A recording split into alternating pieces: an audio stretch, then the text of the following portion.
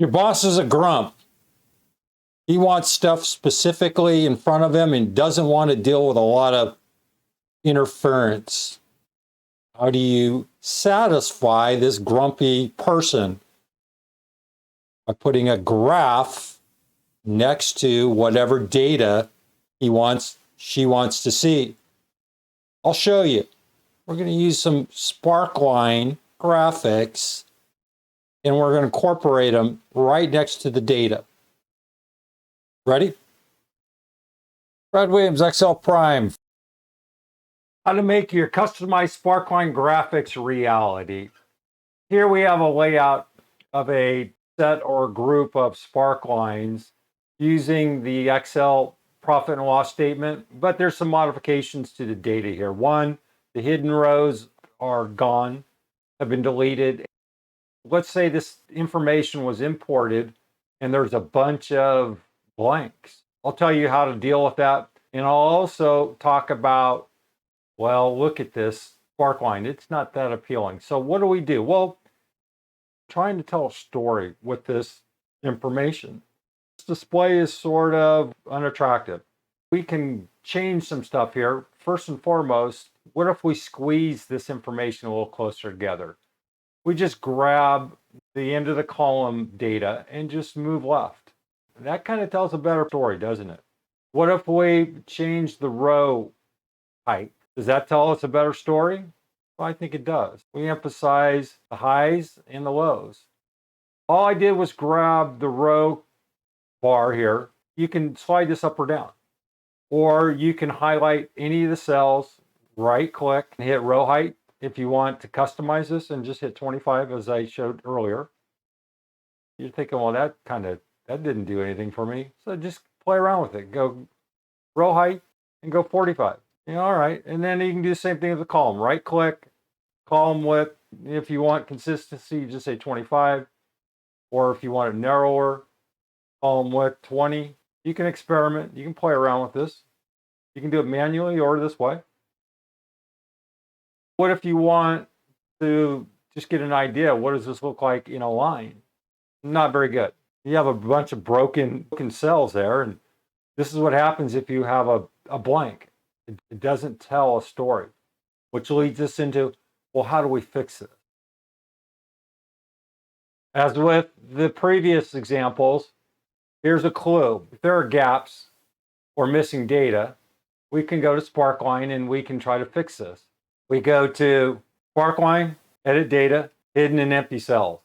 Click hidden and empty cells. As I showed in a previous example charts, we can manipulate this data. Well, what if we show empty cells as gap? That's not very attractive. Show empty cells as 0. Well, that's not going to solve anything here. Connect data points with line. Show data in hidden rows and column. No, we don't want that. So we want to connect this, hit all right. It filled that data the best it could. Here we have a better representation. Oh, in terms of accuracy, it's always suggested to try to fix this data and go back and put the accurate data in there. Go back, you have your group, Sparkline group highlighted, go to columns, and you can see it's not going to fill this gap. Why don't we go in, go back to edit, put hidden and empty cells, put 0. It really screws things up. You have to go back and you need to fill this data. Otherwise, it's a poor service to whoever you're presenting this data to. Go back in, data, hidden and empty, show data in hidden rows, and nothing. Go to edit data, hidden and empty cells, disable this, gaps, and you can see if we're in the columns, we're limited as to what we can do. Go back into line, go to edit data, hidden and empty, connect data points.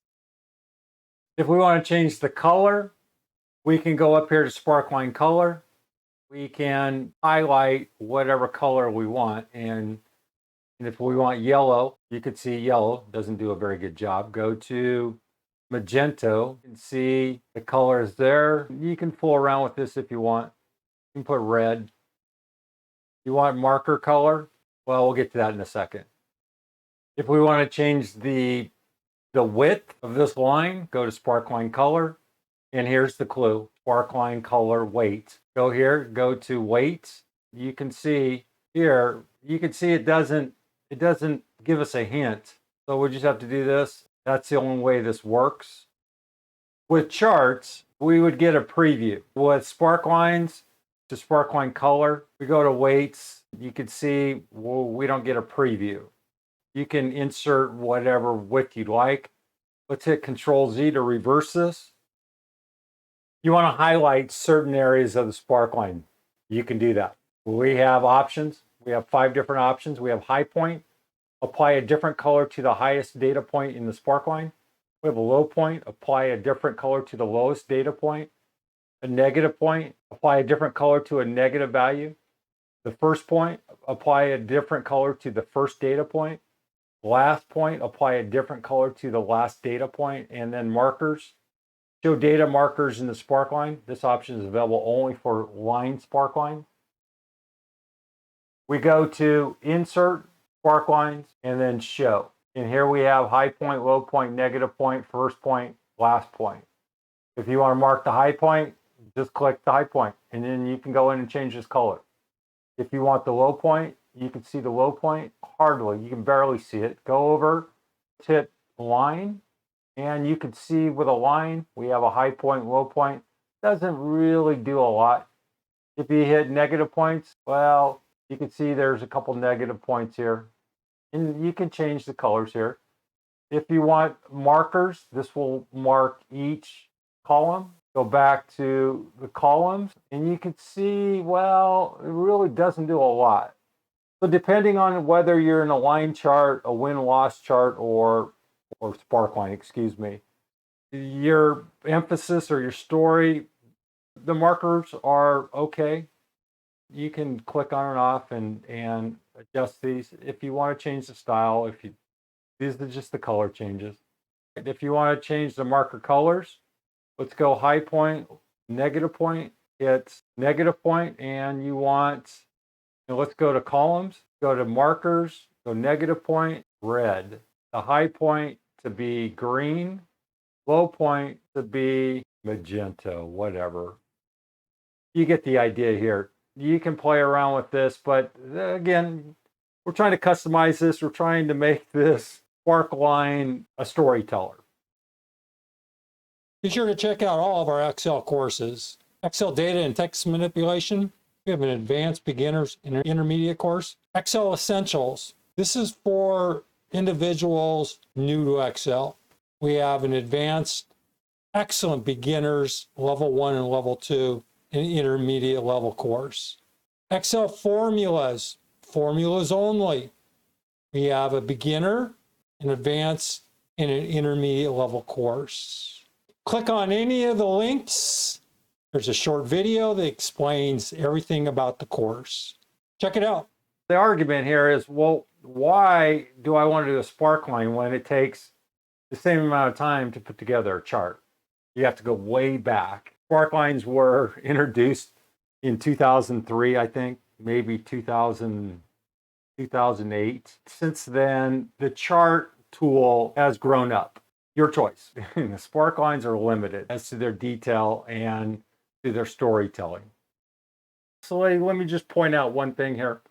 If you click out of the Sparkline and then you click back in, you're working with a group and you're scratching your head going, I don't want to deal with the group. I want individual Sparklines. Just go up to Sparkline, go up to group, ungroup, and just hit ungroup. You can work independently, but you have to ungroup each group. All right. If you want to regroup them, highlight it, go to group, or any combination thereof. In other words, if you want to ungroup, and then group, hit ungroup. Want this area group, fine. If not, if you just want cell 2 and 3 group, hit group. And these are, and 1 and 4 are independent. If you want 1 and 4 group, hold down Control on your keyboard, highlight 1 and 4 and put group, and then you have this other group. You get the idea. The ungroup, hit ungroup, and then 1 and 4 ungroup, and now you have independent. Brad Williams, Excel Prime, Williams out.